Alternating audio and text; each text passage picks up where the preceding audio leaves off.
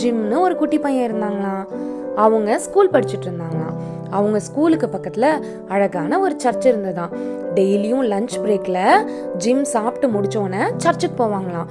சர்ச்சுக்கு போயிட்டு முட்டி போட்டு கண்ணை மூடி கையை கூப்பி என்ன ப்ரேயர் பண்ணணும்னு தெரியாதான். அதனால ஜீசஸ் நான் ஜிம் வந்திருக்கேன் அப்படின்னு சொல்லுவாங்களாம். டெய்லியுமே சாப்பிட்டு முடிச்சோடனே சர்ச்சுக்கு போயிட்டு ஜீசஸ் நான் ஜிம் வந்திருக்கேன் அப்படின்னு சொல்லுவாங்களாம்.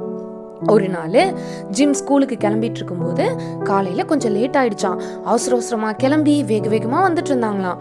அவங்க ஒரு பெரிய ரோட்டை கிராஸ் பண்ணணுமா.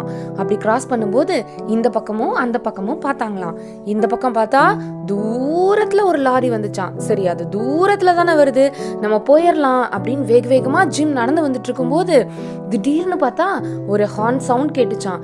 இந்த பக்கம் ஒரு கார் பக்கத்தில் வந்துருச்சான். அந்த பக்கம் தூரத்தில் வந்த மாதிரி இருந்த லாரி பக்கத்தில் வந்துருச்சான். இறுக்கமாக கண்ணை மூடிட்டாங்களாம்.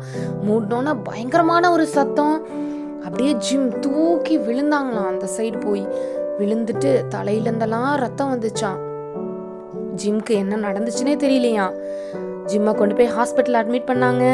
ஜிம்மோட ஃப்ரெண்ட்ஸ் எல்லாம் வாசல்ல நின்று அழுதுட்டு இருந்தாங்களாம்.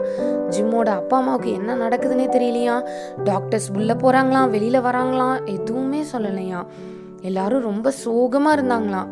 எப்போதும் போல ஜிம் ப்ரேயர் பண்ற டைம் வந்துச்சு.